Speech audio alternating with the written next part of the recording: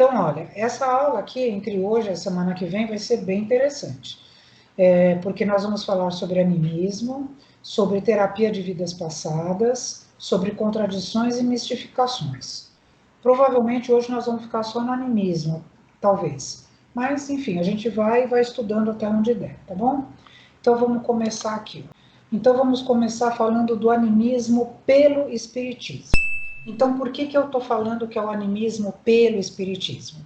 Porque lá em 1871 teve um antropólogo inglês chamado Edward Taylor, que ele designava o seguinte, que qualquer manifestação religiosa, ela tinha como fonte os elementos dos cosmos, que era, por exemplo, o Sol, a Lua, as estrelas, os elementos da natureza, como o rio, o oceano, as montanhas, florestas e rochas, os seres vivos, como os animais, os fungos, vegetais, e todos os fenômenos naturais, como a chuva, o vento, o dia, etc.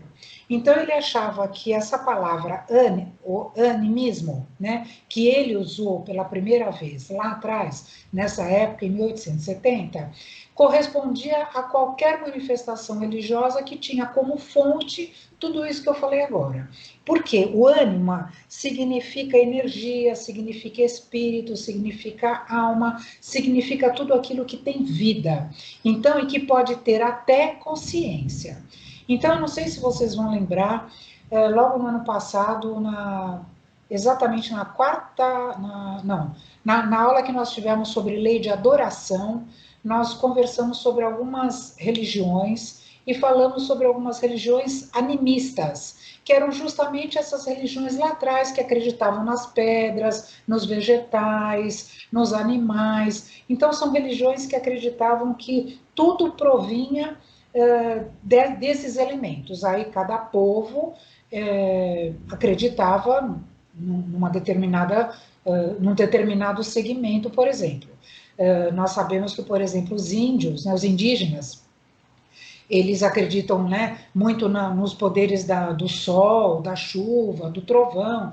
Então, tudo isso é relacionado à palavra ânima. E aí o que acontece? Quando isso depois ficou um termo que ficou muito abrangente, porque de fato englobava muitas coisas. E aí mais tarde isso foi sendo um pouco melhor estudado.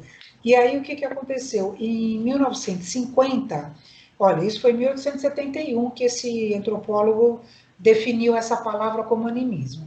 Aí em 1950, como ele foi considerado muito amplo, né? As coisas começaram a se, entre aspas, se dividir, né, ou fragmentar um pouco em relação a essa palavra. Então, a gente tem agora, que nós vamos começar a estudar, o animismo pelo espiritismo, porque nós temos um outro significado para essa palavra, embora também venha da palavra ânima, que também vem da palavra vida, espírito, alma, o fundamento lá atrás é o mesmo, só que a gente difere um pouco porque a gente nós não cultuamos as pedras, os animais, enfim, essas coisas, né? Então vamos estudar como as coisas, o que significa. Então vamos lá, o animismo pelo espiritismo significa a intervenção da própria personalidade do médium nas comunicações espíritas, tendo neste caso manifestado seus próprios conhecimentos que se encontram latentes no consciente ou no inconsciente. A causa encontra-se nas propriedades do perispírito, que pode desdobrar-se e atuar fora do corpo físico, originados da própria alma do médium ou sensitivo, através do desdobramento do perispírito ou corpo espiritual. O animismo prova o espiritismo e de tal modo que, sem o animismo, o espiritismo não teria a base necessária. Vamos destrinchar essa última frase aqui, que parece um pouco difícil para a gente entender. Isso, aliás, é uma forma de falar um texto do Ernesto Bozano, se não me engano, que falou exatamente com mais ou menos essas palavras, que o animismo prova o espiritismo, de tal modo que o animismo, que sem o animismo, o espiritismo não teria base necessária. Por quê? O que nós acreditamos, o que o animismo nos mostra? Que é uma intervenção da própria personalidade do médium. Ou seja, nós que acreditamos no perispírito, então nós acreditamos que o nosso espírito, né, está ligado ao perispírito, que é imortal, né, o espírito é imortal. Então, quando nós desencarnarmos, o nosso espírito vai para algum lugar. Então, por isso que está falando aqui, que o animismo, que é o meu espírito, é o que nós estamos falando aqui, a própria personalidade. Então, o animismo, que é o meu espírito, prova o espiritismo. Porque o que a gente parece um paradoxo a gente acreditar no espiritismo, mas assim, só nos outros espíritos. E o meu espírito não vale nada, não é nada? Então, assim, é uma coisa inerente à outra, não tem como. Então, assim, o animismo prova o espiritismo. Por quê? Sem o animismo, o espiritismo não teria base. Por quê? O espiritismo não teria com quem se manifestar, que não é nada mais, nada menos do que os espíritos dos desencarnados. Tá certo? Então, por isso que os dois, o animismo e o espiritismo, nós vamos ver isso ao longo dessa aula toda de hoje, talvez a semana que vem, um está estreitamente ligado ao outro, tá? Só que nós vamos ver a diferença. Bom, nós vamos destrinchar todo esse slide aqui a partir de agora. Bom, e eu vou começar falando agora um pouquinho do histórico do animismo pelo espiritismo. Então vamos lá, a palavra animismo vem do latim anima, que significa alma, e foi usada pela primeira vez, eu estou falando aqui, primeira vez no Espiritismo, por Alexander Aksakov, em seu livro Animismo e Espiritismo, para designar todos os fenômenos intelectuais e físicos que deixam supor uma atividade extracorpórea ou à distância do organismo humano, ou seja, perispírito, e mais especificamente todos os fenômenos mediúnicos que podem ser explicados por uma ação que o homem vivo exerce além dos limites do corpo. Essa frase que a princípio parece difícil a gente entender, ela nada mais é do que eu acabei de falar. Nós temos espírito, nós temos alma, né, enquanto encarnados. Já falei isso para vocês. Nós usamos a palavra alma para quando a gente está encarnado e usamos a palavra espírito quando estaremos desencarnados, né? Mas é só uma questão de nomenclatura, porque de fato é tudo a mesma coisa, tá? Então, o que ele está falando aqui? Que esses fenômenos mediúnicos a que ele se refere, nada mais ele quer dizer que são relativos a meu próprio espírito, tá? Por conta dessa atividade extracorpórea que se dá através do meu perispírito, que se desdobra, se desloca e dá lugar às minhas outras vivências anteriores, tá? Então aqui, olha, está o Alexander Aksakov, e eu vou falar só um pouquinho dele. Ele morreu em 1903, ele foi um russo diplomata, foi conselheiro do Alexandre do Czar, né? Ele era filósofo, jornalista, tradutor, editor e grande pesquisador dos fenômenos espíritas durante o século XIX. Ele é um dos precursores do espiritismo. Ele é uma pessoa extremamente sábia, extremamente inteligente, com um raciocínio frio. Ele não se deixava levar pelo maravilhoso e pelo, entre aspas, sobrenatural, que a gente sabe que não existe. Então, assim, ele ia a fundo para estudar. Não era à toa que ele era filósofo, jornalista, pesquisador e tudo mais. E aí, esse livro aqui que ele escreveu, que é esse daqui, ó, Animismo e Espiritismo, ele demorou 4 anos para poder publicar esse livro, e foi uma resposta a um outro livro que eu vou comentar daqui a pouco. Eu só vou pôr mais uma figura aqui, que é o seguinte, olha.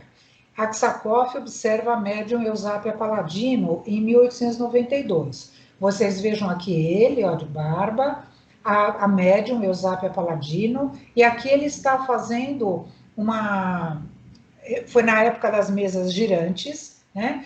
E aqui, se vocês vejam que a mesa está elevada do solo, aqui, ó, do chão, tá? Então, ele estava aqui com uma mão embaixo, uma mão em cima, para provar que não tinha nenhuma mistificação aí nessa experiência. Essa médium aqui, na aula que nós tivemos ao vivo lá do ano passado, eu falei bastante dela, é uma médium extremamente poderosa de efeitos físicos, mas que também, num determinado momento da sua vida, aplicou a mistificação. Ela também acabou se perdendo em um determinado momento e acabou dando, não digo golpes, mas ela deu, assim, fez algumas coisas que não eram mediúnicas, tá? Mas isso é outro departamento, não é dela que a gente vai falar aqui agora. Então, eu só pus aqui para dizer que ele, de fato, foi um verdadeiro estudioso disso, tá? E aí, por que eu falei que o livro dele demorou 4 anos e veio em resposta a esse livro aqui, desse cidadão, que é o Karl Robert Hartmann, que publicou esse livro em 1885. E o que ele dizia nesse livro aqui? O livro chamava O Espiritismo. Ele dizia que os fenômenos espíritas são todos produzidos pela mente. É uma explicação, ele diz nesse livro que a explicação toda que acontece é baseada nos conceitos do inconsciente e que os fenômenos ocorrem sem a interferência de desencarnados. Mal sabia ele que tudo que ele estava falando, porque o que acontece, quando ele lançou esse livro, ele foi muito bem aceito na época, porque ele estava tentando desmistificar o espiritismo. Ele estava querendo falar que o espiritismo era um engodo, que era de fato uma coisa que não existia, era que todo mundo era louco, quem praticava mediunidade, ou que a alma sobrevivia ao corpo. Então, assim, as pessoas que eram contra o espiritismo aplaudiram essa publicação, porque vinha de encontro exatamente a tudo que estava acontecendo ao contrário na Europa naquela hora, né? Que, para quem lembra, não sei se vocês vão lembrar, né? Mas oh meu Deus, a época na Europa, né? Para que o que estava acontecendo na Europa quando a doutrina espírita foi codificada, foi a época própria para que a codificação acontecesse. Então, a Europa estava um caldeirão, era um turbilhão, quando começou o iluminismo, quando começou ai meu Deus, como chama a reforma industrial lá, esqueci o nome. Revolução Industrial. A Revolução Industrial, quando teve a Revolução Francesa. Então, tudo isso foi exatamente esse turbilhão que quando...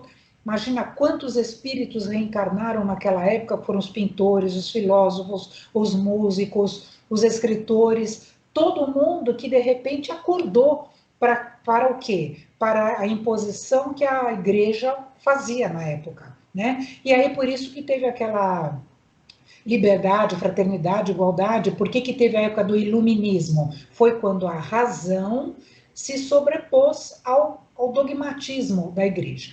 E aí estava pronta a época para que a doutrina espírita vingasse, porque se ela viesse antes, não ia vingar. Então, o que aconteceu? Essas pessoas que eram contra, apesar de ter muitas pessoas a favor, inclusive, como nós estudamos lá atrás, muitos cientistas, filósofos, como até aqui eu comentei do Aksakov e muitos outros, eles que estudavam e provavam todas as experiências, e obviamente, claro que Kardec, mas tinha as pessoas que não acreditavam. E esse cidadão aqui era um deles. Só que quando ele publicou isso, mal sabia que, de fato, o que ele estava falando era sobre o animismo. Então, por exemplo, mal sabia ele quando os fenômenos que ocorriam sem a interferência de desencarnados nada mais eram do que o próprio animismo, quando eram os efeitos produzidos pela mente. E o que a gente sabe? Que o espírito está ligado aonde na gente? Na nossa mente, no nosso pensamento, na nossa consciência. Então, na realidade, o que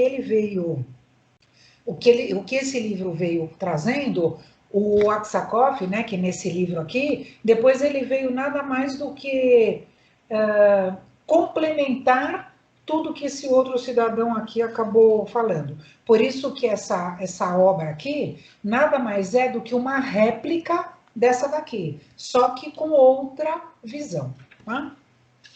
E aí nós temos aqui, por exemplo, muitos outros autores que estudaram a fundo o animismo, e para quem quiser, é um prato cheio. Olha, nós temos esse livro aqui do Ernesto Bozano, que é até mais recente, olha, desencarnou em 1943, que é aqui, o Animismo ou Espiritismo. É um livro denso, tá? Eu não li, para falar a verdade, eu não lembro se eu tenho. E aqui ele fala uma frase bem interessante, olha, animismo ou espiritismo, qual deles explica os fatos? E um trecho lá diz o seguinte: nenhum nem outro consegue separadamente explicar o conjunto dos fenômenos supranormais. Ambos são indispensáveis a tal fim e não podem separar-se, pois que são efeito de uma causa única, e esta causa é o espírito humano, que quando se manifesta em momentos fugazes durante a encarnação, determina os fenômenos anímicos. E quando se manifesta mediunicamente durante a existência desencarnada, determina os fenômenos espiríticos. Então, o que ele está falando aqui? Por isso que eu falei que o animismo sem o espiritismo, um sem o outro, não tem base, porque os dois estão juntos. Eu tenho alma, então eu tenho um espírito que pode se manifestar. Então, assim, se eu estiver desencarnada e for me manifestar em algum médio, vai ser um efeito mediúnico aqui, um fenômeno espirítico. Se eu eventualmente estiver encarnada e numa reunião de mediúnica eu desencadear alguma manifestação do meu próprio eu, é uma manifestação anímica. Então, por isso que está falando, os dois praticamente trabalham juntos, só que precisamos ter o discernimento e o conhecimento para poder trabalhar adequadamente um e outro, tá? Que é o que nós vamos ver aqui durante a aula toda. Tá dando para entender até agora? Ou tá muito difícil? Então vamos lá. Sim. Peraí, deixa eu beber água aqui. Aqui, olha, tem outro livro. Esse livro também é difícil, da Gabriel Delany, outro estudioso da doutrina, A Evolução Anímica. Aí nós temos aqui um brasileiro mais recente, o Hermínio Miranda, que escreveu aí Diversidade dos Carismas em 1994 e em 2011 ele escreveu O Fenômeno Anímico. Tem muitas coisas que nós vamos falar dele aqui desse livro. Aqui ele desencarnou em 2013.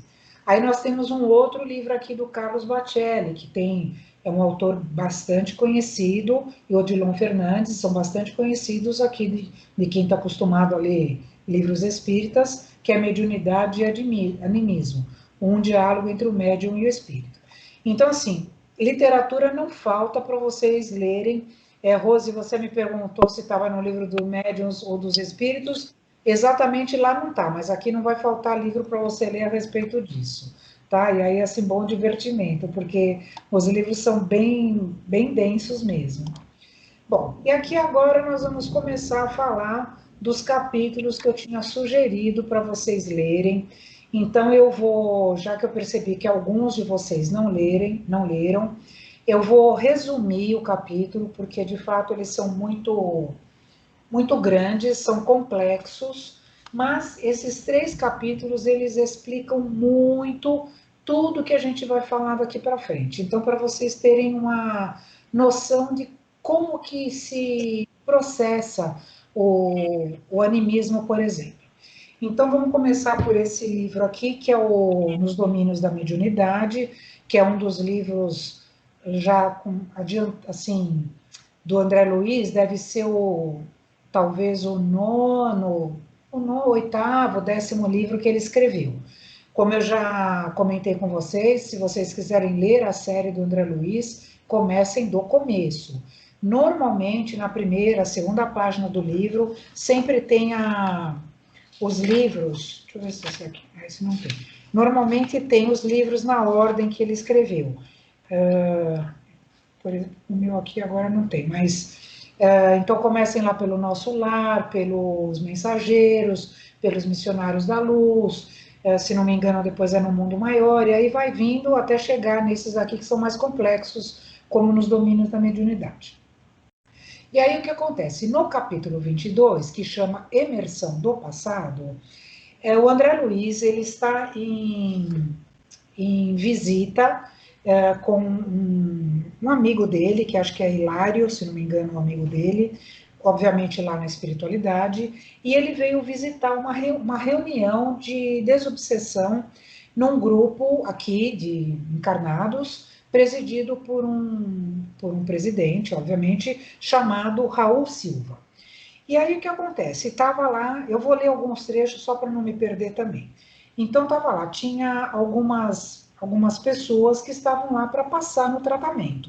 Então tinham duas senhoras, seguidas pelos seus esposos, e um cavalheiro de fisionomia fatigava, que integravam a equipe dos que receberiam assistência.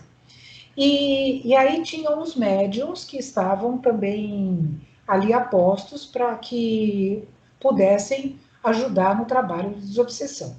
E quem estava na frente era uma médium muito dedicada que chamava Celina, tá? E aí, de repente, quando e o André Luiz estava vendo, ele estava ali só observando o que ia acontecer naquela reunião. E aí, de repente, uma dessas senhoras que estava para ser tratada, ela entrou num choro convulsivo e começou a exclamar o seguinte: eu vou ler algumas partes aqui. Quem me socorre? Quem me socorre? E comprimindo o peito com as mãos, acrescentava em tom comovedor: covarde, por que apunhalar assim uma indefesa mulher? Serei totalmente culpada, meu sangue condenará seu nome infeliz. E aí o Raul, que era o presidente, lá o doutrinador, foi lá conversar com ela e falou: senhora, né, não aplique o perdão, né, é o melhor remédio, que acho que você recompõe suas forças, recompõe a sua alma doente e tal, não adianta guardar as ofensas. Enfim, estava tentando fazer a parte dele lá, doutrinando aquela mulher, aquele espírito. Aí ela continuou: esquecer, jamais. O senhor sabe o que vem ser uma lâmina enterrada na sua carne? Sabe o que seja a calamidade de um homem que na sua existência me arremessou à miséria, comprazendo-se disso em derramar o meu próprio sangue? E aí ela foi falando e o Raul foi tentando acalmar aquela mulher, aquele espírito, né, que estava falando. E aí ela estava lá em soluços, enfim.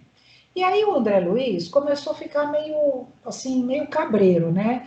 Porque ele estava lá na espiritualidade e ele não estava vendo ninguém ali perto dela para que ela falasse tudo aquilo que ela estava falando, porque ele, enquanto espírito, estaria vendo um espírito que estava se manifestando através dela, né? E o que ele via somente era um espírito de um homem distante, só olhando, assim, bem, bem longe. E ele não estava entendendo nada, né? Aí ele perguntou: escuta, mas que pito toca isso daqui, né? O que está acontecendo com essa mulher? Porque se ela tivesse, se fosse esse homem que estaria falando tudo isso, ela daria a entender que estaria recebendo o espírito de um homem, né? E não de uma mulher, como é o que ela estava manifestando ali, que tinha sido apunhalada com uma faca e não sei o que, não sei o que.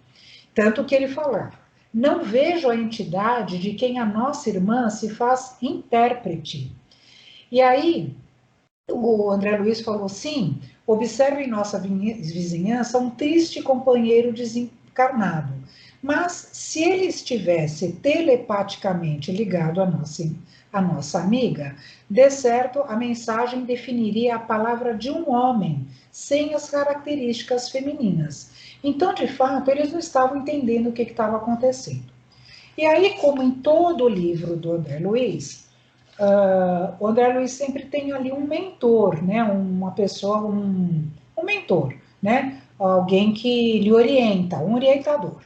E nesse capítulo, o orientador chama Aulus.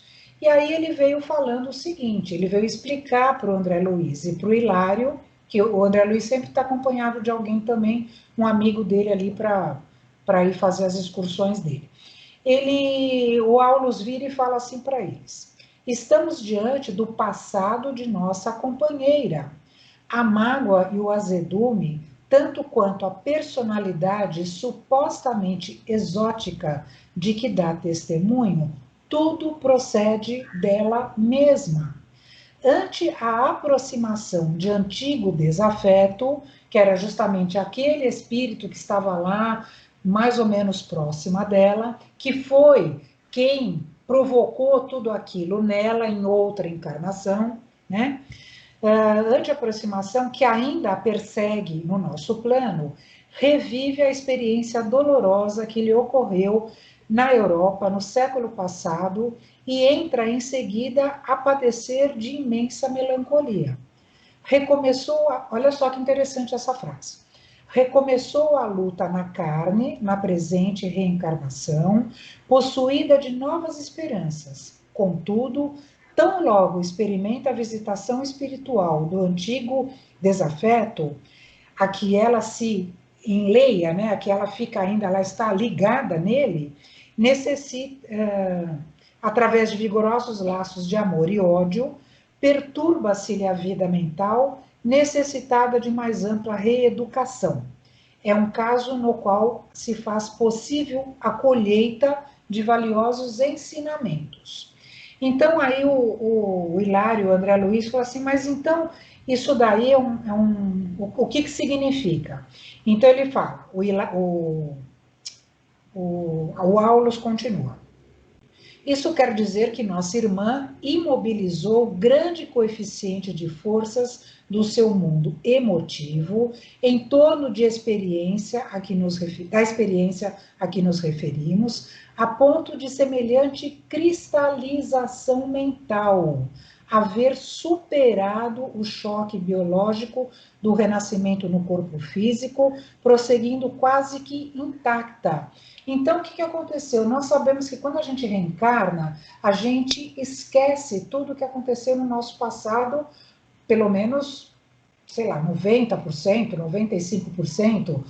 Nós já conhecemos aqueles casos do déjà vu, ou, enfim, algumas situações que, de repente, aqueles pressentimentos, ou algumas premonições, algumas coisas que, eventualmente, a gente pode já ter aqueles lampejos que voltam para a gente de coisas que nós já vivemos lá atrás. Mas, de uma forma geral, isso não acontece. Só que com essa mulher, isso ficou cristalizado na mente dela. Então, quando ela reencarnou, aquilo continuou na mente dela. Então, toda vez que aquele espírito chegava perto dela, ela se desequilibrava dessa forma, tá?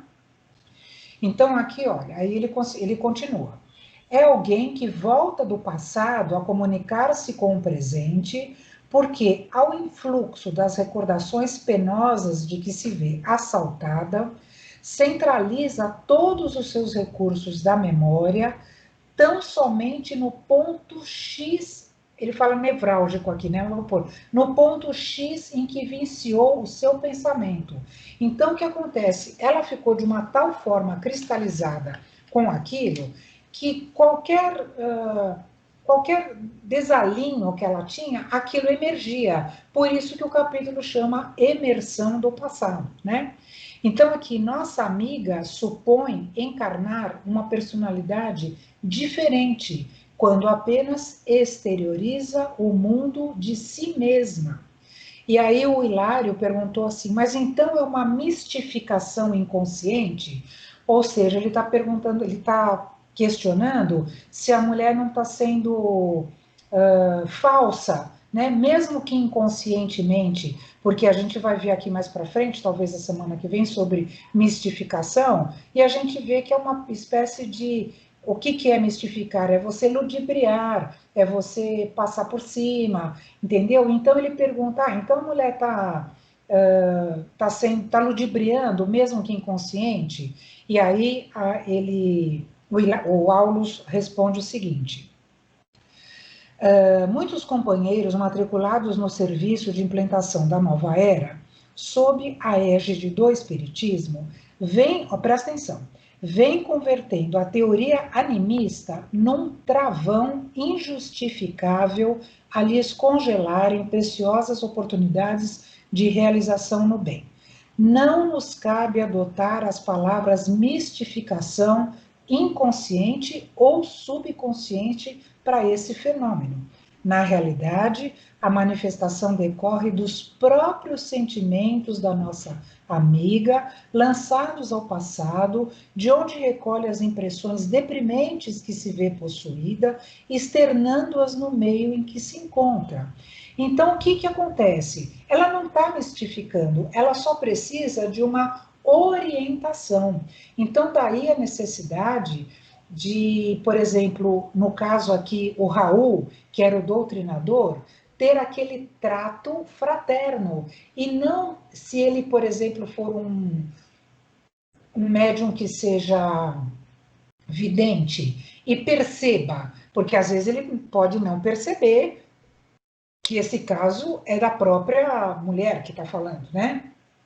Mas se ele perceber que é uma coisa que aconteceu com ela no passado, em outras situações, ou em alguns centros, ou pessoas que não são doutrinadores, que não são preparados, eles podem simplesmente dar um pito na mulher e falar: meu, para com isso, porque nós viemos aqui para tratar de espíritos e você está trazendo as suas mazelas, as suas dificuldades. E aí vamos combinar. Se ela é um espírito, por que não ser tratada? Então, ela é um espírito como qualquer outro, acabamos de falar isso, animismo e mediunidade, né? Os dois estão muito entrelaçados. Então, o que acontece? Então, ela deve ser tratada com a mesma atenção se fosse uma pessoa que estivesse recebendo ali um espírito comunicante, entendeu? Então, ela é um espírito imortal e por isso ela precisa do mesmo concurso que qualquer espírito receberia. Só que, no caso dela específico, ela precisa se tratar, porque não é uma médium que sentou ali, recebeu um espírito, o espírito foi embora e foi tratado na espiritualidade. É o espírito dela que precisa ser tratado, para que ela se controle enquanto encarnada nessa situação, aqui, hoje, né? Então, ela não pode ficar a toda hora, ou vez por outra, voltando essa coisa que ela tem cristalizada na mente, que a faz sofrer. Então, isso ela tem que ser trabalhado para que ela possa se desfazer dessa cristalização e poder seguir a vida dela na encarnação e resolver isso de alguma forma, com esse desafeto. Se não é nessa encarnação, vai ser a próxima, em algum momento ela vai ter que resolver com ele, tá certo? Bom, e aí, aqui ó, e aí ele pergunta assim também, o André Luiz, e podemos considerá-la médium mesmo assim? E aí o Aulus responde, como não? Um vaso defeituoso pode ser consertado e restituído ao serviço. Naturalmente, agora a paciência e a caridade necessitam agir para salvá-la. Então, o que fala aqui? Olha, a personalidade antiga não foi tão eclipsada pela matéria densa como seria de desejar. Ela renasceu pela carne sem renovar-se pelo espírito. Então, aqui ficou... bom, e aí segue aqui, mas o principal do capítulo é isso. Eu acho que vocês acho que conseguiram entender a situação dessa emersão do passado, né? Então, um caso de animismo, e a gente percebe que não é uma coisa que deva ser tratada de forma pejorativa ou de forma negativa, pelo contrário, tem que ser tratada da mesma forma como qualquer tarefa de desobsessão, por exemplo. E a pessoa que está encarnada, eventualmente, porque nós vamos ver isso também mais para frente. Às vezes tem vícios que o médium, nós estamos falando que é um médium, né? Tem vícios que o médium acaba adquirindo e aí isso vira uma rotina.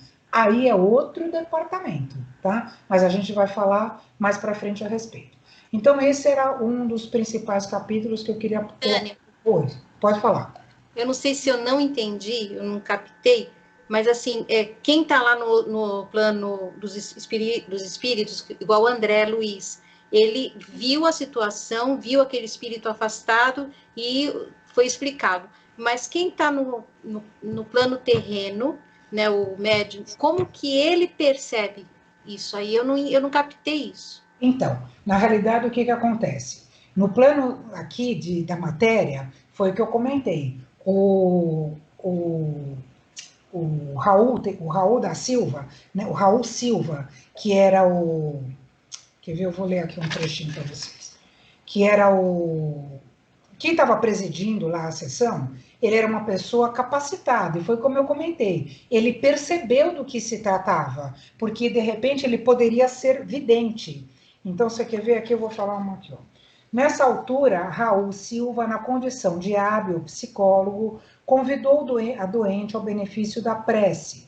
Competia-lhe a ela suplicar ao céu a graça do esquecimento. Cabia-lhe expurgar o passado da sua imaginação de maneira a pacificar-se. E aí o Raul aplicou passes nela, enfim. Então, o que acontece? Claro que isso depende da experiência e da percepção do doutrinador. Porque, como eu falei, de fato, se ela viesse só falando aquilo, se for um doutrinador inexperiente, pode ser que ele não percebesse que ela estava passando por um processo de animismo. Ele poderia pensar que ela estava recebendo o espírito de uma mulher que tinha sido apunhalada no passado e que tinha esse desafeto com aquele espírito que eventualmente podia estar lá, mas que também ele, enquanto encarnado, poderia não perceber que aquele espírito estava lá. Dá para você entender? Então, de qualquer forma, ela tinha que ser tratada, entendeu? Se ele percebeu que era animismo e tinha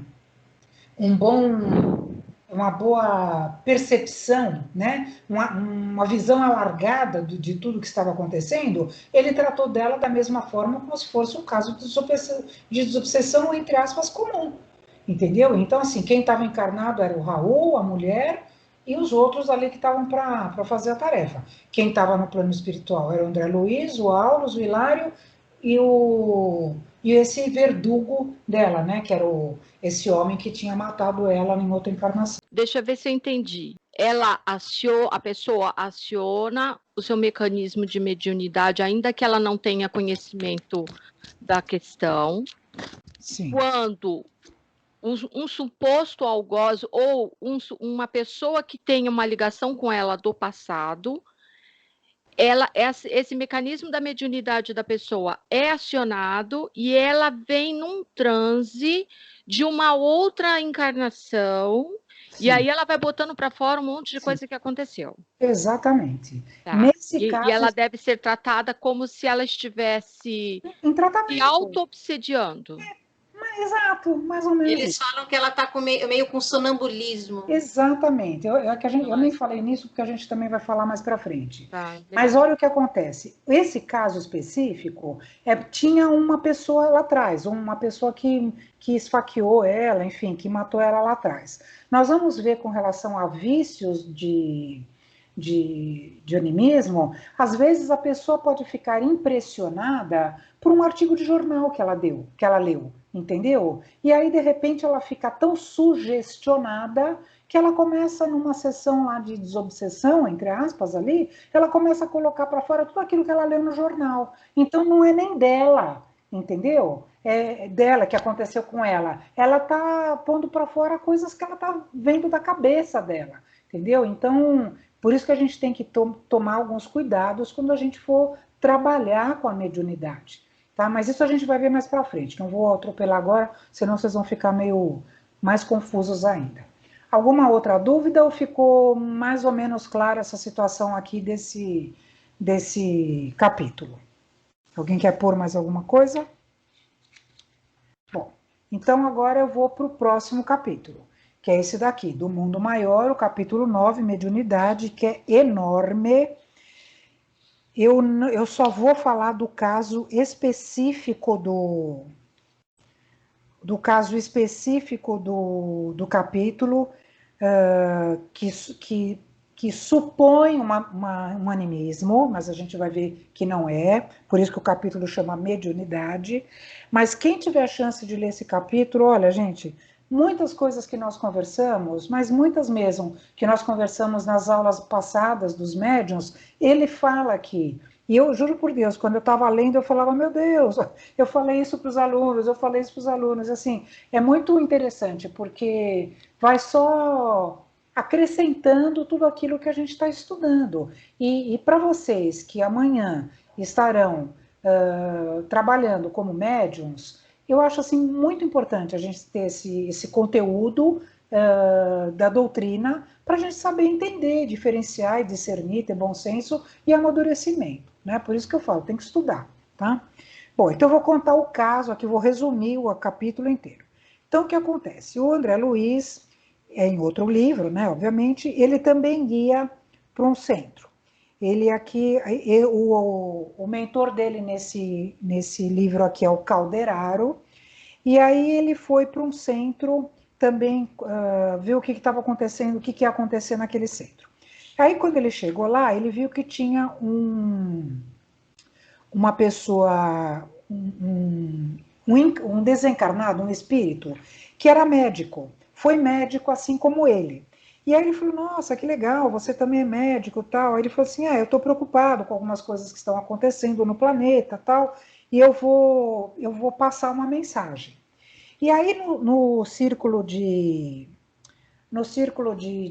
médiums que estavam lá, eles tinham 8 pessoas. Aqui, ó, eu vou ler aqui. O Calderaro falou assim para o André Luiz. Repara o conjunto. Já fiz meus apontamentos. Com exceção de 3 pessoas, eles estavam em 8. Com exceção de 3 pessoas, os demais, em número de 8, guardam atitude favorável. Todos esses se encontram na posição de médiums pela passividade que demonstram. Então, eram 8 médiums. Esse médico, ele ia dar passividade através de uma médium que chamava Eulália, que era a que estava mais preparada para receber o conteúdo, né, essa mensagem que esse médico ia dar. E o médico estava um pouco assim preocupado, porque obviamente ele como um homem da ciência, ele tinha um linguajar mais, digamos, mais complexo, né? E a médium, não. Então, isso foi uma das coisas que nós falamos lá na nossa aula. Então, assim, o espírito vai procurar qual o médium que mais se afiniza para que ele possa passar a mensagem e o médium, mesmo consciente, consiga filtrar tudo isso e passar de a forma mais correta possível, sem interferência anímica. Olha só. Então, assim, quando ela vai filtrar, ela vai recebendo aquelas mensagens que vem vindo na cabeça dela. E aí, ela tem que ir passando, às vezes ela até pode mudar uma palavra, se ela tiver capacidade para isso, mas sem que mude o contexto da mensagem. E aí, esse médico falou, olha, então eu vou passar através da Eulália, porque é quem está mais preparada para receber as minhas palavras, né? Aqui eu acabei não marcando, mas deixa eu ver aqui se eu acho alguma coisa. Aí o que acontece? Quando chegou naquele grupo, que os 8 estavam, assim, preparados para... Ninguém sabia quem que ia receber a mensagem, nem de quem que era, né? Então, veja bem, continuando a ler o que eu li lá, todos os 8 estavam preparados, né? Então, eles começaram a fazer assim, todos esses se encontram na posição de médiums pela passividade que demonstram. Analisa a irmã Eulália, que é quem vai receber o médico. e reconhecerás que o estado receptivo mais adiantado lhe pertence. Dos 8 cooperadores prováveis, é a que mais se aproxima do tipo necessário. No entanto, o nosso amigo médico não encontra em sua organização psicofísica elementos perfeitos. Nossa colaboradora não se liga a ele através, olha só que interessante, não se liga a ele através de todos os seus centros perispirituais. Não é capaz de elevar-se à mesma frequência de vibração em que se acha o comunicante, que é o médico. Não possui suficiente, entre aspas, espaço interior para comungar-lhe as ideias e conhecimentos. Não lhe absorve o entusiasmo total pela ciência, por ainda não trazer de outras experiências, nem haver construído na experiência atual as necessárias teclas evolucionárias que só o trabalho sentido e vivido lhe pode conferir. Eulália manifesta, contudo, um grande poder, o da boa vontade criadora. Vejam só, gente, a mulher praticamente não tinha quase nada do que o médico precisava para passar a mensagem que estaria à altura dele, né? Mas só que ela tinha o quê? De todos eles, ela é que tinha mais boa vontade para poder receber essa mensagem e passar para diante, tá? Então, veja bem, isso que ela não tinha um monte de coisa, imagina os outros, né? Então, poderá identificar-se com Eulália para a mensagem precisa, usando também a seu turno a boa vontade, que é o médico, e adotando esta forma de comunicação, valer-se-á, acima de tudo, da comunhão mental, reduzindo ao mínimo a influência sobre os centros neuropsíquicos. É que, em matéria de mediunismo, há tipos idênticos de faculdades, mas enormes desigualdades nos graus de capacidade receptiva, os quais variam infinitamente como as pessoas. Então, o que acontece? O médico ele ia ter que baixar o nível dele também, para que a Eulália conseguisse captar aquilo que ele estava falando e colocasse no papel, tá? Aí aqui ele continua. Aqui, aí o Calderaro falou. Anota as particularidades do serviço. Todos os companheiros, em posição receptiva, estão observando a emissão mental do comunicante, cada qual a seu modo. Por quê? Todos os 8 que estavam ali sentados, eles estavam de fato ligados na tarefa. Eles não sabiam o que ia acontecer. Só que olhem que situação interessante que ocorreu aqui. Ele era médico, né? O espírito que ia passar a mensagem. E aí o que aconteceu com os médiuns que estavam ali na mesa? Ao receberem a emissão de forças do trabalhador do bem, que era o médico, um cavalheiro, que era o médium, recordou comovente paisagem de hospital. Outro rememorou o exemplo de uma enfermeira bondosa que com ele travava relações. Outro abrigou pensamentos de simpatia para com os doentes desamparados. 2 senhoras se lembraram da caridosa missão de Vicente de Paula. A uma velhinha veio a ideia de visitar algumas pessoas acamadas que lhe eram queridas. Um jovem reportou-se em silêncio a notáveis páginas que lera sobre piedade fraternal, para com todos os semelhantes afastados do equilíbrio físico. Vejam, todos tiveram a mesma sensação, todos tiveram a mesma percepção de alguma coisa relacionada com doente, com médico, com hospital, porque de fato era um médico que ia passar a mensagem, né? Bom, e aí ao mesmo tempo, o André Luiz examinou 3 pessoas que se mantinham impermeáveis ao serviço benemérito daquela hora. 2 delas estavam tristes porque tinham perdido um cinema, e a outra, ela tinha na mente a lembrança das ocupações domésticas, que ela supunha que eram inadiáveis, mesmo ali num ciclo de oração, onde devera beneficiar-se com a paz. Por isso que eu também comentei outra semana com vocês, às vezes um grupo muito grande de pessoas, a vibração não é nem tão intensa, porque sempre vai ter lá uma meia dúzia, sei lá quantos, que vão estar pensando em outras coisas, como aqui foi o que estava acontecendo. 8 estavam ligados e 3 estavam completamente para lá de Bagdá, né? Aqui, ó, somente Eulália recebia o apelo do comunicante com mais nitidez. E aí ele começou.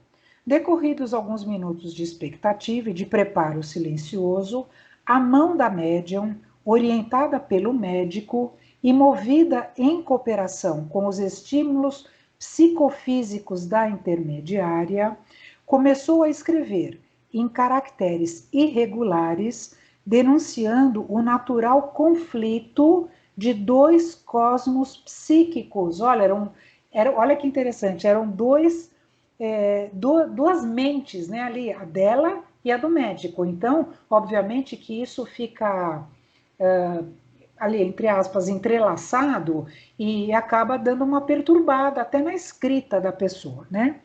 Então, aqui, o conflito de dois cosmos psíquicos diferentes, mas empenhados num só objetivo, a produção de uma obra elevada.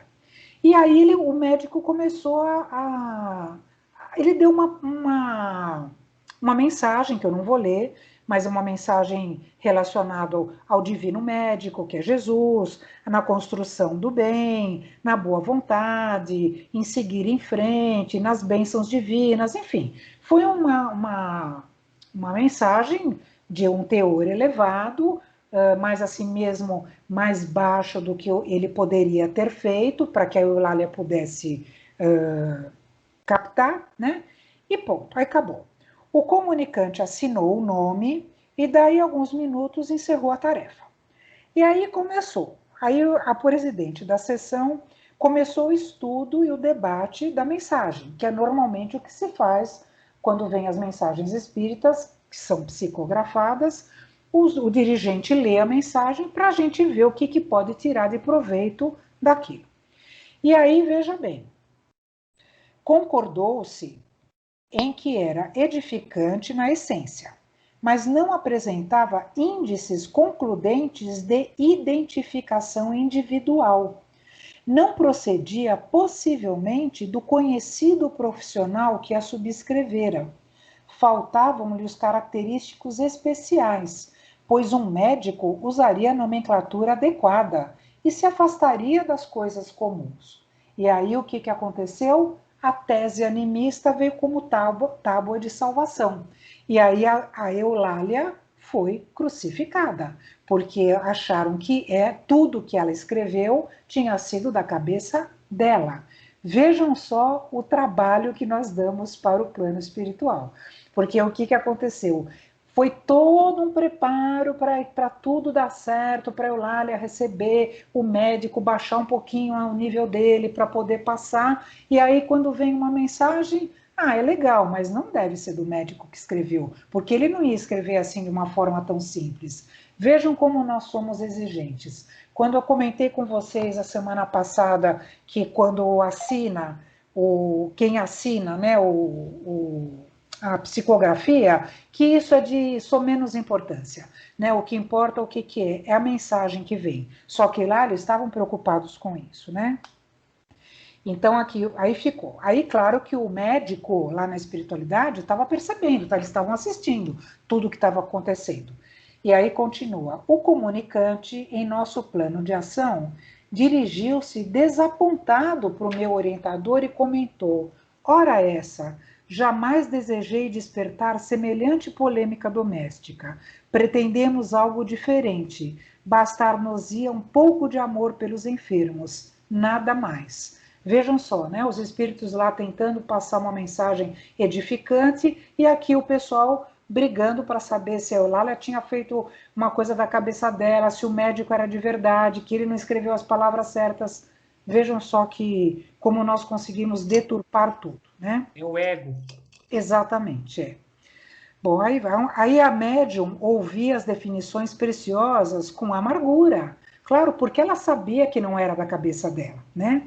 E aí o que acontece? A médium parecia torturada, né? Pelas opiniões que ela escutava. Só que depois ela voltou à serenidade, porque os amigos espirituais começaram a aplicar passe nela, puseram a mão na destra, na testa dela, para que ela se acalmasse e ela tivesse a certeza de que ela estava fazendo a coisa certa. Se os outros não estavam acreditando, paciência, entendeu? E aí, bom, ela restabeleceu a tranquilidade, e aí passou um passe e tal, papá. E aí falaram para ela, depois até em espírito, né, comentaram com ela, Eulália, não desanimes, tal, papá, isso aqui.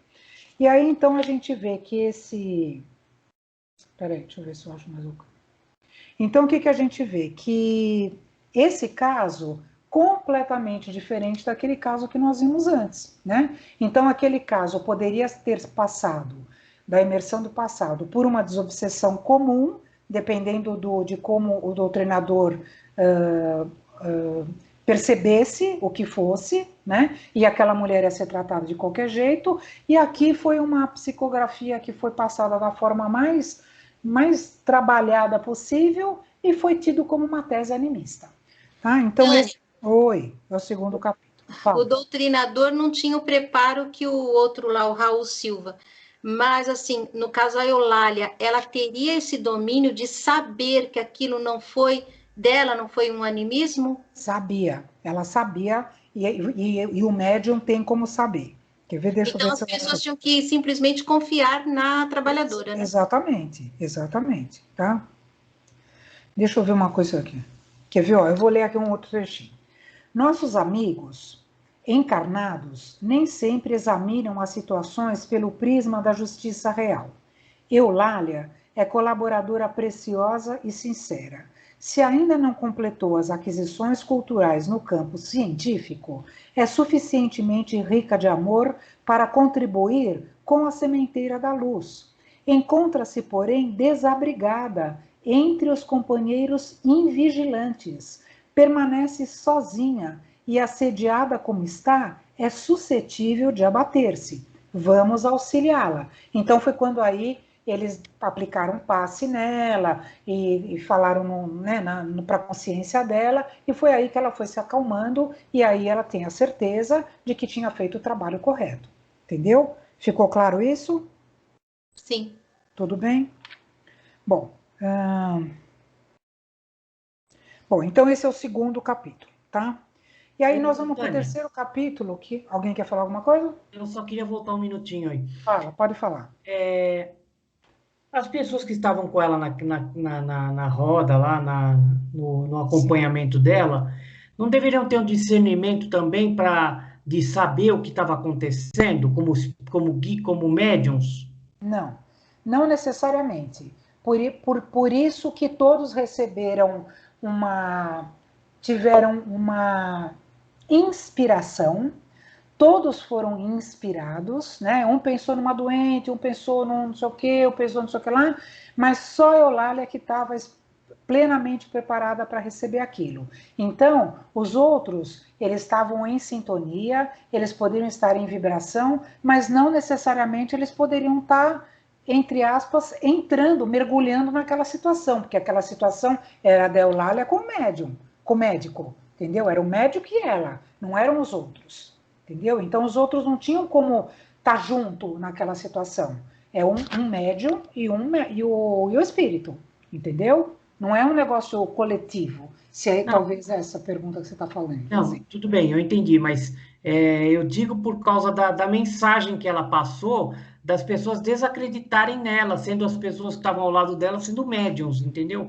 Mas para você ver como acabou de falar aqui que todos eram invigilantes, entendeu? Então, assim, porque o que acontece, Zé, vamos combinar que trabalhar com o ser humano é complicado, né? Nós que vivemos o dia a dia, nós sabemos como é difícil.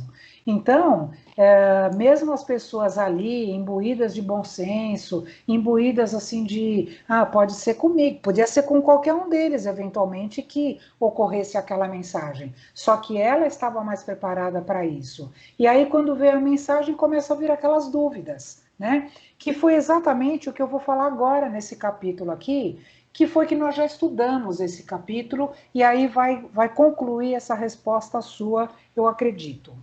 É a invigilância e a falta de sintonia também, né? Exatamente, exatamente, falta de sintonia. Tanto que nesse capítulo aqui, eu acabei nem pegando o livro, mas eu acho que eu lembro o capítulo quase que todo.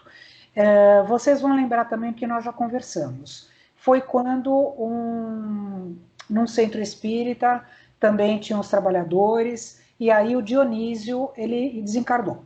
Ele trabalhava lá também no centro e ele desencarnou, beleza.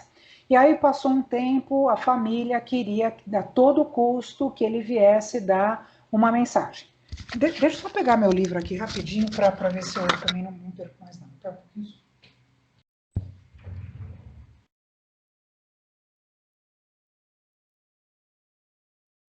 Então aqui, o que acontece? Aí a família queria de qualquer jeito que ele viesse dar uma comunicação. Só que o Dionísio ainda não estava preparado para isso, porque como nós sabemos, já falamos muitas vezes, a gente nunca sabe como é que está o espírito depois que desencarna, ou mesmo depois de algum tempo que desencarna.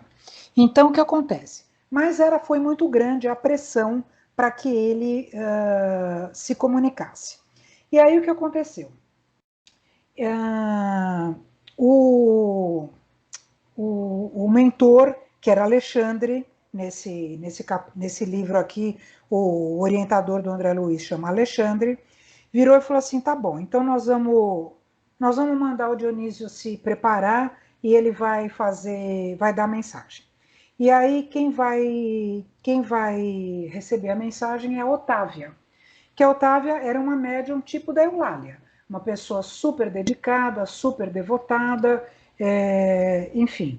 Só que ela também tinha os seus problemas. Ela tinha um marido que era extremamente truculento, violento, chegava bêbado em casa, e ela no dia da tarefa, ela se preparava para a tarefa, como deveria ser conosco todas as vezes que vamos para uma tarefa, se preparar para trabalhar, e naquele dia da tarefa, que ela ia para a tarefa, ela não sabia o que ia acontecer, né? Ela estava se preparando, e aí o marido veio e falou que ela não ia trabalhar, que ela não ia sair de casa, que papapá, e ela ficou assim completamente desequilibrada até fisicamente, porque para ela aquilo era muito importante, e aí os espíritos, já sabendo, olha só, tudo já estava sendo preparado na espiritualidade para que ela incorporasse o espírito do Dionísio.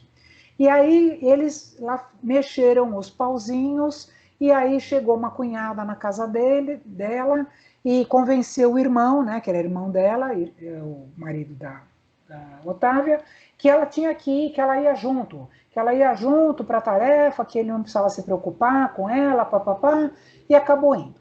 Mas, obviamente, que ela, por mais preparada que estivesse, ela acabou ficando um pouco desequilibrada. Não é à toa, né? Uma pessoa comum e acaba mesmo se desequilibrando. Só que aí ela foi completamente restabelecida a sua parte física, até aqui fala, não sei se eu vou achar, mas enfim, ela teve assim ela teve todo um preparo, um restabelecimento total do físico dela, e aqui comenta sobre todos os centros de força, enfim, tudo que para que ela tivesse apta a poder receber o Dionísio. Em contrapartida, o Dionísio também foi orientado. Falou, olha, sua família está inconsolável, ela quer receber uma notícia sua, você vai falar, mas veja o que você fala, não adianta você ficar falando abobrinha lá, né? Você tem que falar uma coisa mais genérica, digamos assim, que sirva para todos, né? Não ficar falando coisas particulares, porque isso não vai levar a nada. E aí tudo bem. Aí deixa eu ver se eu acho alguma coisa ali para vocês. Bom, e aí o que aconteceu? Chegou na hora da reunião, todos estavam lá, entre 18 e 19 horas, tal, papá, todo mundo chegou.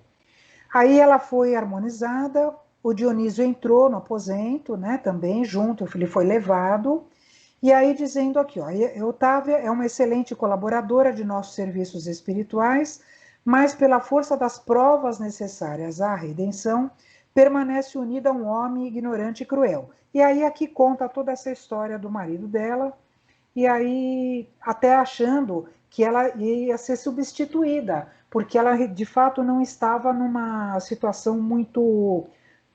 Aqui fala, ela está quase cambaleante. Todos os serviços exigem preparo, treinamento, observou o meu interlocutor sensatamente. E não poderemos trazer alguém que faça as vezes de Otávia numa hora para outra, porque a Otávia já tinha sido preparada para isso. E aí o que aconteceu? Ela foi totalmente preparada, né, como eu comentei com vocês, e aí ela deu a passividade. Aqui, ó, procurava dispor-se ao concurso mediúnico eficiente, tentando isolar a mente das contrariedades de natureza material.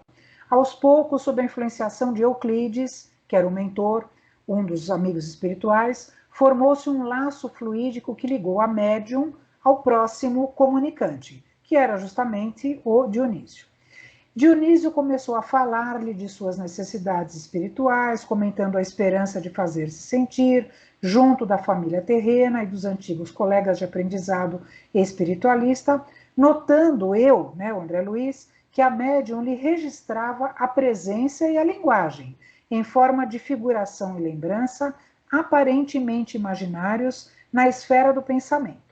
Observei com interesse a extensão da fronteira vibratória que nos separa dos espíritos encarnados, porquanto, em nos achando ali, em frente a uma organização mediúnica adestrada, precisávamos iniciar o trabalho de comunicação como quem estivesse muitíssimo distante, vencendo devagarinho os círculos espessos da resistência. Então, o que aconteceu? Aqui, de fato, eu falei um negócio para vocês, mas é outro. Esse trecho que eu li para vocês aqui foi antes de começar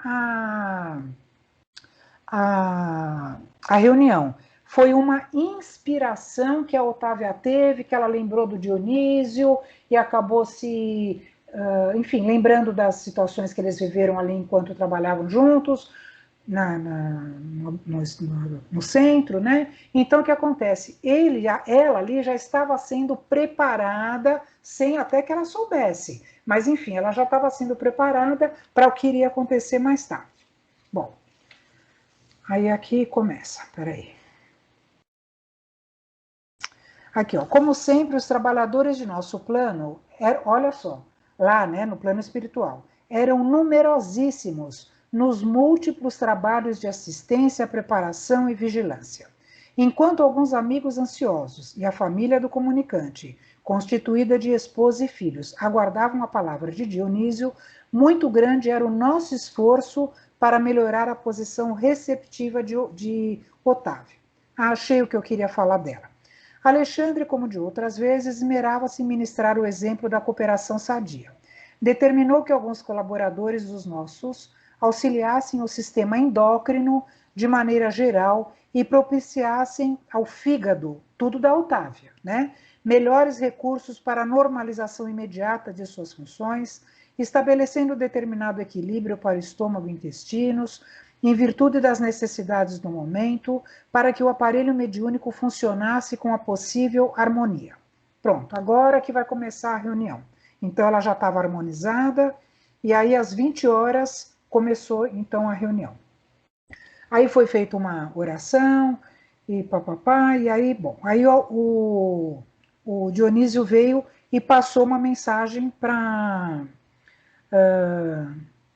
pela Otávia, né? Deixa eu ver aqui que ele fala alguma coisa.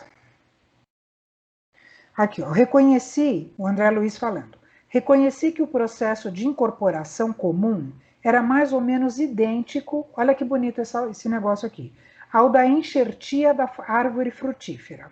A planta estranha revela suas características e oferece seus frutos particulares, mas a árvore enxertada não perde sua personalidade e prossegue operando em sua vitalidade própria. Ou seja, a Otávia era a Otávia, e o Dionísio estava sendo enxertado nela, mas ela continuava com as mesmas características dela. Ali também Dionísio era um elemento que aderia às faculdades de Otávia, utilizando-se na produção dos valores espirituais que lhe eram característicos, mas naturalmente subordinado a médium, sem cujo crescimento mental, fortaleza e receptividade não poderia o comunicante revelar os caracteres de si mesmo perante os assistentes. Por isso mesmo, isolar por completo a influenciação de Otávia vigilante. Veja, ela estava consciente de tudo que estava acontecendo ali quando o Dionísio foi se acercando dela. Entre nós prevaleciam o controle, a disciplina, o autodomínio. Entre eles, ou seja, os encarnados, sopravam o desequilíbrio e a inquietação. Exigiam um Dionísio homem pela boca de Otávia, mas nosso plano lhes impunha um Dionísio espírito, pelas expressões da médium. A família aguardava o pai emocionado, com as paixões menos construtivas, só que aí de repente não veio isso, veio uma mensagem edificante, uma mensagem mais ou menos genérica, dizendo assim: o comunicante portou-se em todos os momentos da mensagem falada, com admirável dignidade espiritual, fazendo, porém, verdadeiros prodígios de disciplina interior para calar certas situações familiares e conter as lágrimas estancadas no coração. Porque para ele também estava sendo difícil.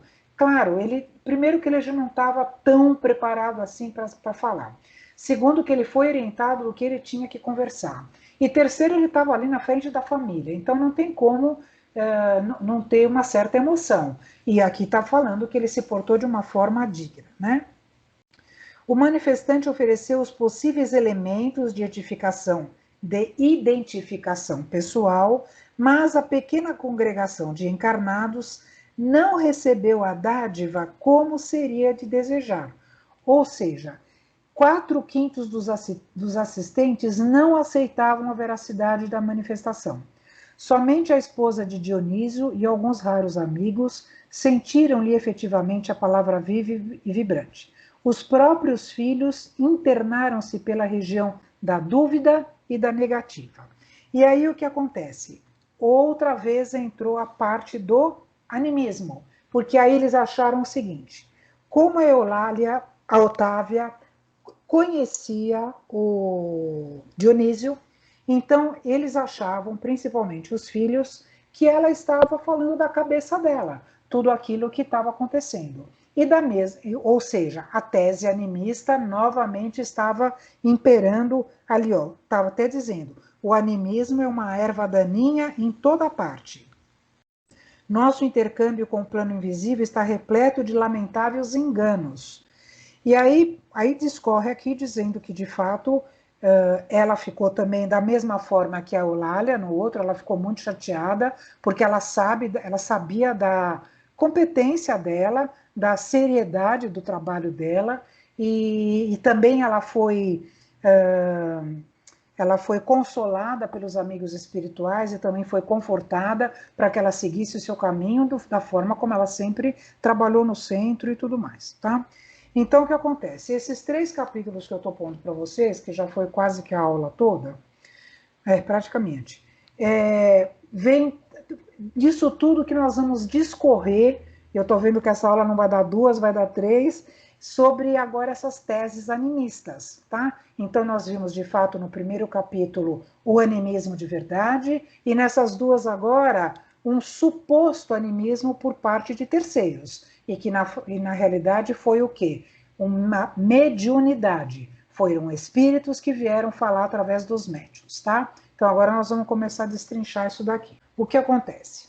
Quando a pessoa entra em transe, o seu perispírito se desprende, e aqui eu quero deixar bem claro que não é que ele sai do corpo, porque ele sair você já era, né? Ele não se desprende, ele se desloca, né? E adquire as propriedades mentais iguais às do perispírito de um desencarnado, ou seja, o inconsciente fica com atuação menos intensa, onde deixa de existir, e os conhecimentos adquiridos em outras encarnações passam a ser lembrados. Até agora tudo bem, foi o que nós conversamos nesses capítulos, né? Sob a influência do desprendimento do perispírito, ocorrerá uma liberação de situações cristalizadas na mente espiritual, gerando uma ponte inconsciente e consciente, que é no córtex cerebral, podendo ser externado com aparência de realidade atual, aquilo que foi vivido, mas não esquecido ou superado. E aí eu pus aqui só essa coisa aqui para a gente saber onde que é o córtex cerebral. É o que a gente chama da massa cinzenta, né? Aqui está cor-de-rosa, mas é a massa cinzenta, né? Então, essa ponte aqui, que faz entre a massa cinzenta e a massa branca, é que onde a gente tem toda essa parte das células nervosas responsáveis pela comunicação, pelos sentimentos, pela concentração, pela memória, que nós sabemos que em várias partes aí do nosso cérebro nós temos a memória recente, a memória passada, né? A gente vê isso muito claro, por exemplo, em quem tem Alzheimer, ou quem, na época da minha avó, a gente nem conhecia o que era Alzheimer, né? Então a gente falava que ela tinha, como é que é? Acho que era aterosclerose, uma coisa assim. Isso, aterosclerose, Né? demência, né? Que a gente falava que...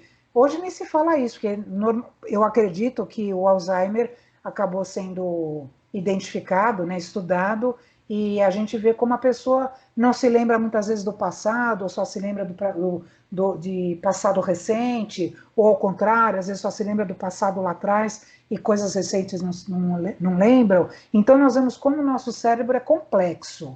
E aí, nessa parte do desprendimento do perispírito, é que pode acontecer essa liberação de situações cristalizadas, e esses conhecimentos adquiridos em outras encarnações passam a ser lembrados. Tudo bem? Então, essa situação pode e normalmente acontece com os médiuns iniciantes. Agora é que vamos entrar no mérito aqui da questão. O que é um fator perfeitamente compreensível, porém também é um dos fatores que mais preocupam. Como estão começando, é natural que sintam insegurança quanto à atividade que vão desenvolver. É a tal história, vocês vão lá, quando chegar lá no Alves, eu acredito que quem foi lá conseguiu ter pelo menos acho que 2 aulas, né? Mas quando vocês forem mais se desenvolver, ou enfim, quando for a oportunidade, né, de vocês estarem numa situação dessas, vai ser extremamente comum, na hora de você estar lá concentrado, orando e se ligando com aquela tarefa, de você ficar pensando, aí vem alguma coisa na sua cabeça. Aí você fala, meu Deus, mas isso é meu ou é do Espírito que vai vir? Aí você tem vontade de escrever. Aí você fala, meu Deus, sou eu que estou escrevendo isso ou é alguém que está querendo escrever por mim? Isso é perfeitamente normal. Só o exercício, a prática e o amadurecimento é que vai fazer com que vocês consigam separar e superar o animismo. Tá? Na primeira fase das comunicações mediúnicas, o inconsciente encontra-se sobrecarregado de informações e conflitos arquivados que serão liberados no momento da concentração a prejuízo do fenômeno. É o que aqui nós estamos falando até agora. Alguma coisa que ficou cristalizada lá atrás, de repente é liberado. E aí, obviamente, esse fenômeno da mediunidade, que acaba não sendo, que acaba ficando prejudicado. À medida que o indivíduo libera as fixações mentais, a insegurança, os complexos perturbadores, as antenas psíquicas passam a captar melhor as vibrações mentais dos desencarnados, sem as próprias turbulências e oscilações íntimas. Veja bem, à medida que a gente vai desenvolvendo, isso é com o tempo. Certamente, deve-se exercer vigilância em relação às manifestações mediúnicas, entretanto, O excesso de exigências torna-se tão prejudicial quanto a sua falta. O equilíbrio é sempre a medida saudável, ideal e está na forma edificante com que se cuide de selecionar o mediunismo do animismo. Então vamos entender um pouquinho isso daqui. A gente já falou sobre essa palavra mediunismo. O que a gente falou? Que era justamente uma mediunidade sem estudo, né? Sem reflexão. Então, por isso que a gente tem que saber separar o que é uma coisa da outra. Então, por que fala aqui que o equilíbrio é necessário? Que não pode ficar com excesso de exigências? Porque, como eu comentei lá atrás, no caso da Eulália, ela foi receber o espírito daquele médico. E aí o médico teve que baixar um pouquinho o nível dele e a Eulália teve que ficar extremamente atenta para poder receber aquela mensagem que fosse compatível com aquilo que o médico queria passar. Por isso que eu comentei, às vezes você pode até mudar alguma palavra do que está sendo passado para você, mas desde que não mude o teor da mensagem, o conteúdo da mensagem, tá? Por isso que está falando aqui, que tem que ter equilíbrio, tá? Então, alguma coisa pode ser sua, mas não o conteúdo seu, que aí, de fato, é animismo e não é mediunidade, né? As pessoas desestruturadas psicologicamente, tumultuadas, instáveis, ansiosas ou receosas, tornam-se mais propícias ao animismo, por uma necessidade inconsciente de liberação dos arquivos mentais de conteúdo perturbador. Às vezes, que nem a mulher lá atrás, que nós vimos no primeiro capítulo, ela foi inconsciente, ela nem se dava conta daquilo que ela estava fazendo. Considerando-se a predisposição orgânica de quase todos os indivíduos para os fenômenos mediúnicos e parapsicológicos, o animismo se apresenta em diversos casos como paranormalidade em desenvolvimento. Vidência, desdobramento, precognição, retrocognição, magnetização e outros, a caminho de faculdades mediúnicas, que surgirão mais tarde ou em próxima reencarnação. De bom alvitre que, um como o outro fenômeno, sejam colocados a serviço da fraternidade, da solidariedade, do progresso e do bem. Vejam, aqui está falando de uma série de casos que podem ser considerados de paranormalidade. E eu vou parar a aula aqui porque na próxima nós vamos ver vários tipos de manifestações anímicas, tá? E aí nós vamos ver vários e alguns, porque tem mais do que o que eu vou passar mesmo, como vidência, desdobramento, tudo isso nós vamos falar e explicar cada um. E isso tudo, o que está falando? É o caminho de faculdades mediúnicas, que surgirão mais tarde ou em próxima reencarnação.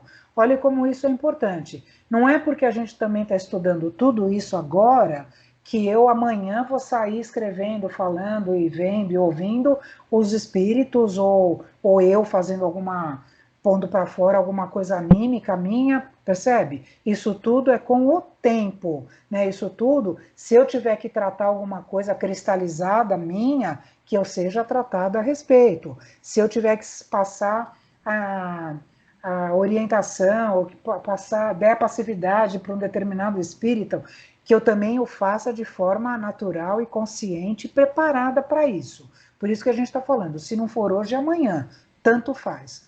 Ou na próxima encarnação, né? Então, é isso que eu estou falando, exatamente. Se não é hoje, amanhã, tanto faz. Entendeu? Por isso que a gente não tem que ficar preocupado que, eu não escuto, eu não falo, eu não vejo. Gente, eu já falei para vocês essa minha opinião. Para mim, isso é o de menos, tá? Porque, de fato, o importante é a gente ter o conhecimento, saber o que pode acontecer, tá bom? Então, senão, daqui a pouco a gente vai começar a escrever um monte de coisa, né? Exatamente. É nervosa, já começando a escrever até que não... Mas é por isso que a gente vai falar ainda sobre isso mais para frente. Então, eu vou encerrar a aula aqui. Olha, eu estou no capítulo 16,